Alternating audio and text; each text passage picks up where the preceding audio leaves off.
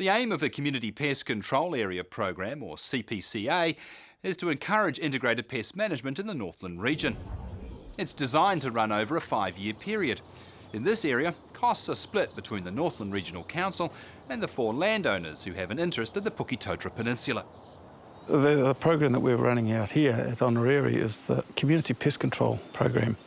We've identified the area, we've got community buy-in of all the people, and the community has set their goals. Part of the community pest control planning is we've got to pick on areas where reinvasion isn't a problem.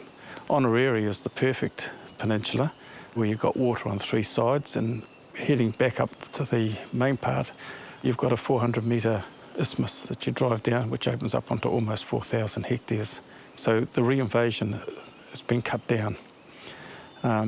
Also now we're in the throes of setting up more of these community pest control areas back towards the Kaiwaka. This particular peninsula here, where there was extremely high pest numbers, Pahutakawa and vast areas of the peninsula, there was almost total dieback. We're now, after 4.5 years, got remarkable results starting to show up now with trees flowering, and the bird life has really bounced back too. Year 1, we put in the contractors.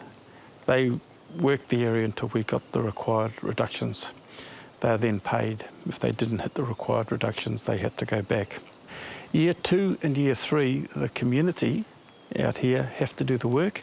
Our council supplied the material for free. Year 4 and 5, where we're at now, the community is still doing all the work, and we're splitting the cost at 50-50. We're on Honorary Station. It's a 3,200 hectare sheep and beef farm. I've started management of the farm 6 months ago. The farm was purchased in February and we moved in shortly after. The program it's really a delightful thing to be involved with. I mean, the native bush we've got here, we've got kauri trees that are 500 years old. You know, there's 10 lifetimes there. We're never going to see the likes of these trees again. So to preserve them and keep them for future generations is really at the forefront of the whole operation. The farm owner is particularly passionate about what we're doing, to the point where we've employed a person full-time to monitor our bait stations, our mustelid traps and our cat traps. You can see the effect that that's had by looking at the native bush. Most farmers are environmentalists. We generate our income off the land and we do care for it.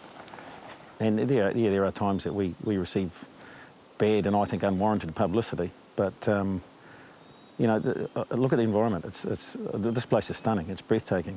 It's picture postcard, and our intention is to preserve that and maintain that for as long as we can.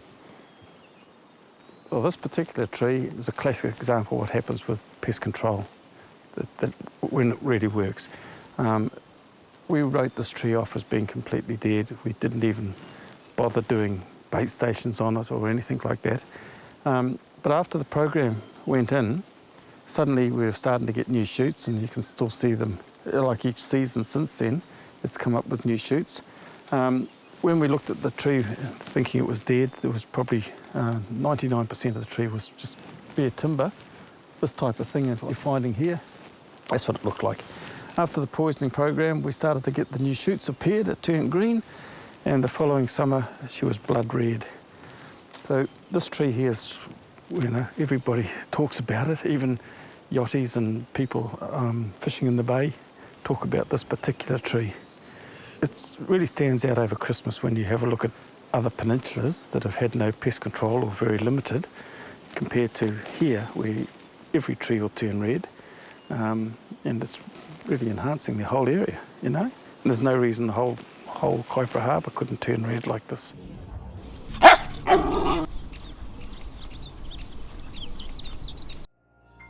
This program was made with funding from New Zealand On Air.